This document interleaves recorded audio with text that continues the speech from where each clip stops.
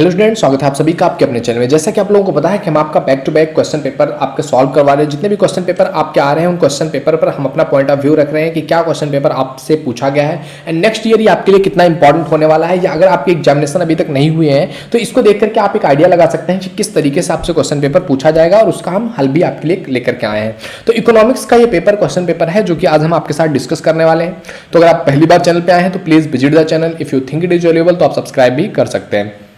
Okay मेरे दोस्त, तो चलिए स्टार्ट करते हैं। ये आपके सामने क्वेश्चन पेपर रहा। क्वेश्चन पेपर कोड है 21091 बीए प्रथम सेमेस्टर का। नए शिक्षा नीति के अनुसार एनईपी जो लिखा रहता है ये मेजर माइनर दोनों के लिए है। अगर आपने इसको मेजर पेपर में लिया हुआ था या माइनर पेपर में लिया हुआ था तो दोनों के लिए क्वेश्चन पेपर है। आपका इकोनॉमिक्स का ये पेपर है। पेपर 1 जो आपको दिख रहा है यहाँ पर माइक्रो इकोनॉमिक्स, टाइम आपको दिया हुआ 3 आवर्स का एंड मैक्सिमम मार्क्स है आपका 75। नोट आपका कह रहा है कि answer 5 questions in all marks are indicated against each question, यानी कि 5 क्वेश्चन आपको ओवरऑल करना है और उनके नंबर आपको उनके सामने मिल जाएंगे कितने नंबर का कौन सा क्वेश्चन होने वाला है। अब इसमें देख सकते हैं क्वेश्चन नंबर 1 आपका कह रहा है कि जो है differentiate between static and dynamic economic, यानी कि स्थैतिक और प्रावैधिक या अर्थशास्त्र कैसे हैं इनका विभेद करना है, इसके बारे में आपको बात करनी है। ये आपका 7/1/2 मार्क्स का यानी कि 7.5 नंबर का आपका ये क्वेश्चन है। बी क्वेश्चन आपसे पूछा गया है explain the basic concept of macro and micro economics, यानी कि जो व्यष्टि और समव्यष्टि अर्थशास्त्र है उसके आधारभूत अवधारणा को बताओ। ये व्यष्टि और समव्यष्टि जो हिंदी वर्ड्स है ना, इसको समझना थोड़ा डिफिकल्ट हो जाता है। अगर आप इंग्लिश समझोगे माइक्रो एंड मैक्रो तो आपके लिए ज्यादा हेल्पफुल होगा और ज्यादा इजी तरीके से आप समझ पाओगे। या इस चीज के बारे में अगर आप जानना चाहोगे, माइक्रो लिखोगे आपको चीजें माइक्रो इकोनॉमिक्स आपको चीजें समझ में आएंगी, मैक्रो लिखोगे वो भी चीजें आपको समझ में आ जाएंगी, लेकिन आप हिंदी लिखोगे तो शायद चीजें आपको समझ में ना आए उतने अच्छे तरीके से। तो बी नंबर क्वेश्चन ये है, इसके लिए भी आपको सेम मार्क्स दिया गया है। इसके बाद दूसरा क्वेश्चन है, इसमें कह रहा है कुल 5 क्वेश्चन करने हैं। आप देख सकते हैं 1 क्वेश्चन 2 3 4 5 6 7 8 9 10 हैं। 10 में से आपको 5 क्वेश्चन करना है। या तो आप 1 नंबर क्वेश्चन के लिए ए और बी ये दोनों कर दिए, या फिर दूसरे नंबर क्वेश्चन को करिए कि economics is a science which studies human behaviour as the relationship between ends and scarce means which have alternative uses critically evaluate this statement, यानी कि अर्थशास्त्र वह विज्ञान है जो उद्देश्यों और वैकल्पिक उपयोगों वाले दुर्लभ साधनों के बीच संबंध में मानव व्यवहार का अध्ययन करता है। इस कथन का आलोचनात्मक परीक्षण करना है कि ये कथन क्या कह रहा है। इस कथन के बारे में अच्छे तरीके से आपको गहन इस पर अध्ययन करके इस पर अपना पॉइंट ऑफ व्यू रखना है कि अर्थशास्त्र वो विज्ञान है जो उद्देश्य और वैकल्पिक उपयोगों के बीच एक दुर्लभ साधन का संबंध स्थापित करता है।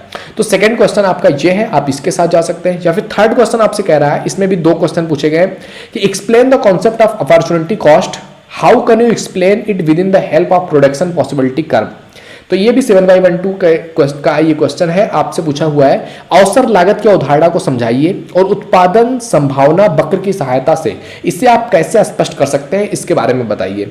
एंड बी क्वेश्चन है आपसे कि explain the substitution effect with the help of diagram, जो प्रतिस्थापन प्रभाव होता है उसको चित्र के साथ समझाना है। तो इस तरीके से आप देख सकते हैं 5 क्वेश्चन करना है एंड 15-15 नंबर के क्वेश्चन होंगे तब आपका 75 नंबर पूरा होगा। तो इसी तरीके से जिसमें 2 क्वेश्चन है वो 7/2 का है और जिनमें 1 क्वेश्चन है वो 15 मार्क्स के हैं। जैसे कि आप देख सकते हैं क्वेश्चन नंबर 4, इसमें कह रहा है आपसे what do you mean by law of demand, explain the factors affects demand function. मांग के नियम से आप क्या समझते हैं, मांग फलन को प्रभावित करने वाले कारकों की व्याख्या कीजिए।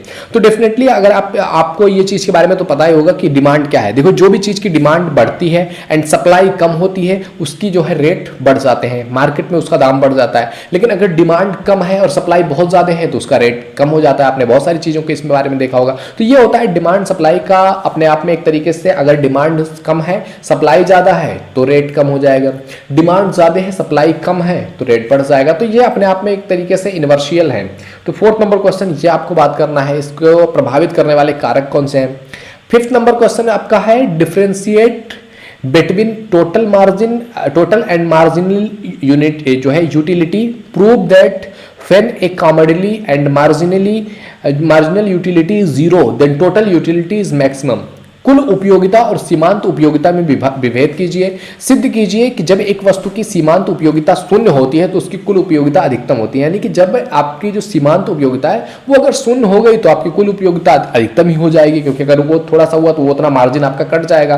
कोई भी चीज है अगर आपने उसको कुछ रुपए में खरीदा है और उसको कुछ रुपए में बेच रहे हैं तो जो प्रॉफिट होगा तो वो जितने में बेचा है और जितने में आपने खरीदा था उसको उसमें माइनस करेंगे जितना खरीदा था, फिर जो बचेगा वो प्रॉफिट है। लेकिन अगर आपने जीरो में खरीदा हुआ है तो कितने में बिके वो पूरा का पूरा क्या है आपका प्रॉफिट है। तो इस चीज को आपको समझाना है।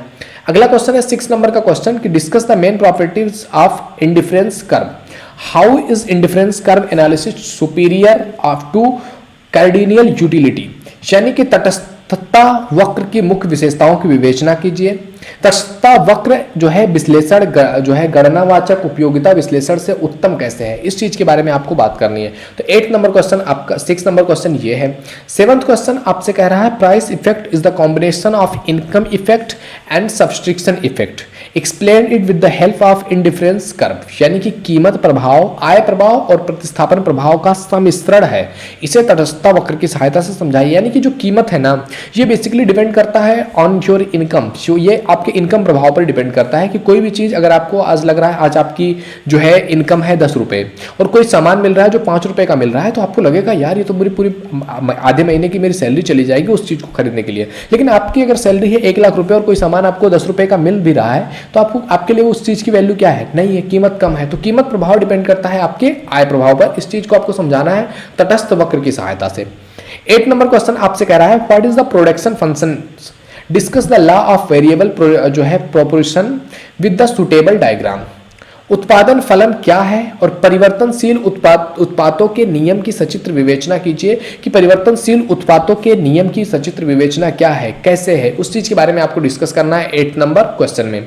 इसके बाद बात करते हैं 9th नंबर का क्वेश्चन कह रहा है आपसे कि what is isoquants curve, explain the law of return through the scale with the help of isoquants curve. यानी कि समोत्पादन वक्र क्या है इसके बारे में बात करना है और पैमाने के जो है प्रतिफल के नियम को समोत्पादन वक्र की सहायता से आपको समझाना है। ये 9th नंबर क्वेश्चन है।